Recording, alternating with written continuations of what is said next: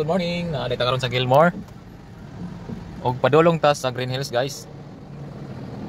Gilmore Street, Gilmore Ave ba ni siya? Padulong ta og Green Hills karon. Nasa Gilmore Townhomes ta. Ug diha sa unahan, tabukon na to ang Santolan Road para maka diretso ta dito sa Ortigas Ave. O karon atong subayon ning kalsada sa Gilmore. Sumpay niya ang Ortigas Avenue ani, guys. So tara. Nata sa Barangay Valencia, Gilmore. Happy Sunday, karon Sunday. Ngayon ay July 14, 2024. Ug naatay biyahe ng Green Hills gikan ta og Gilmore. Tara. Papalapit na tayo sa Santolan Road. Street na anata doon sa Santolan Road na ay massage diri. 150 per hour. May 250, may 300. Medyo na traffic ta dito, guys. Gikan ta og Gilmore Street, padulong ta sa Green Hills. Patabok pa lang tayo sa Santolan Road ng para makarating tayo ng Green Hills. Dito tayo dadaan.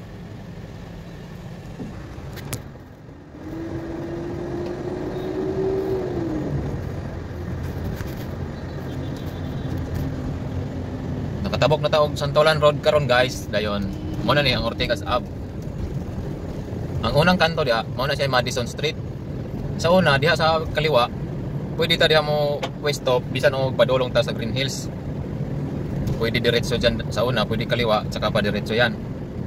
Karon, giotro na ang road marking diha. Giotro na nila. Mayroon na silang nakasulat dyan. Left lane must turn left. Yan, parehas ana, guys, oh. Maluwag sila ngayon kasi pala. Sorry. Sa una man, good guys, pwede ta mo pwesto diha. Tulad ng CRV na yan, oh. Shout out sa'yo. Left lane must turn left. Oh, ngayon, guys, ito solid line na to. Yan, oh. Dinoble nila yung markings dyan, oh. Yan, guys, Madison Street. Sa una, pwede tayo kaliwa sa diretso. Pero ngayon, pwede naman. May solid line na pala.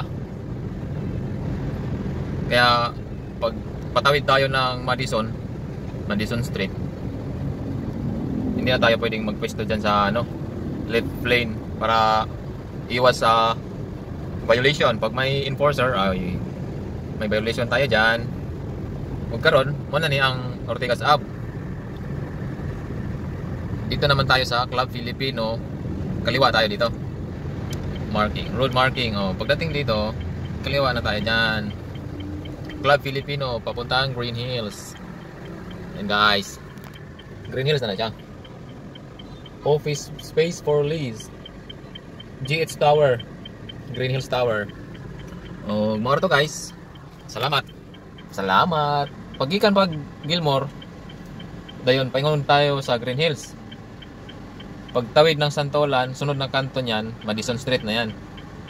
Pagtatawid tayo ng Madison Street, kailangan hindi tayo magpwesto sa kaliwa. Kasi ang kaliwa niyan, left lane must turn left lang yan. Dati, walang nakalagay na left lane must turn left dyan. Kahit nasa left lane ka, pwede kang iiwas doon pag padiretso ka pa rin ng Ortigas. Pero ngayon, bawal na yon kasi may signage na eh. Kaya yun lang. Binago na rin yung road marking talaga doon. Binago na nila. Puro kaliwa na lang. O, karon, guys, okay na. Yan. Okay, bye guys. Naabot na kita sa Green Hills Shopping Center. Mao na ni ang iyaang palibot diri. Tiktoyo kartasa kay mangita tag parking adto ta dito. Kay mahal man dito ato ang unang gisudlan. 300 pero validated 50 na lang. Parking 1 pang o square 1 pod to siya. Pag customer ng o square 1, ipa-validate ang parking ticket kaya 50 na lang ang 3 hours. Pinasukan ko. Dito ako. Ito ang Green Hills Green Hills Shopping Center. Ay, sarado pa.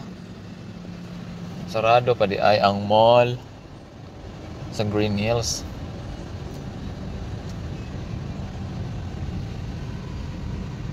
Na may dahan na nag-atang ng ganghaan. Gatang sa ganghaan kay wala pa mag-abre.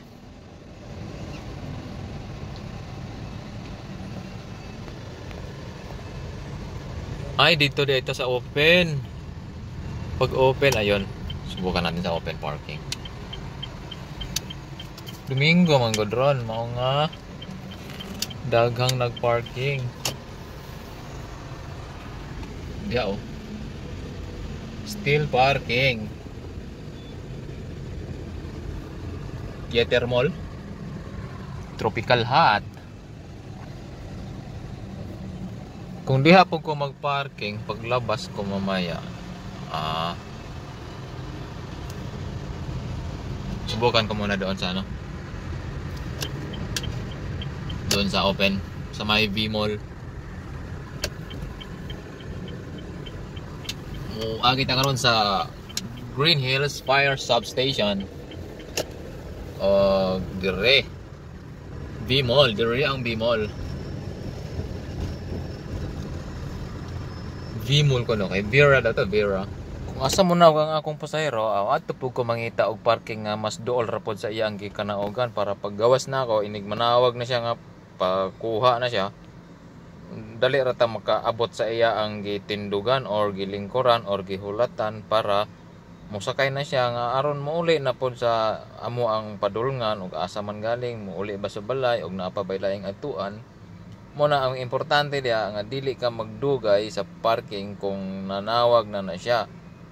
Mo kung maaari, kung saan may pinakamalapit na parking doon sa binabaan niya, doon tayo magparada.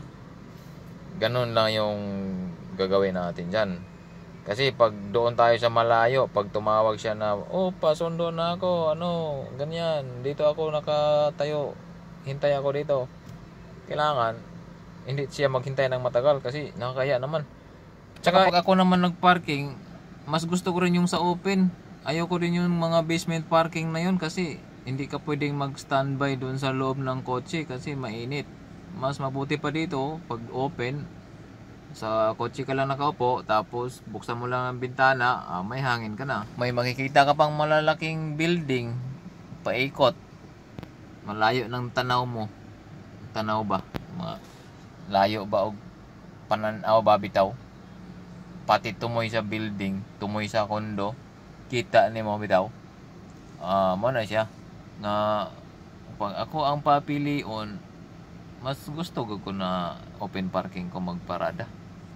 Pero depende na sa driver kung yung iba naman gusto basement. Di bahala na kayo. Sige, bye-bye. Salamat.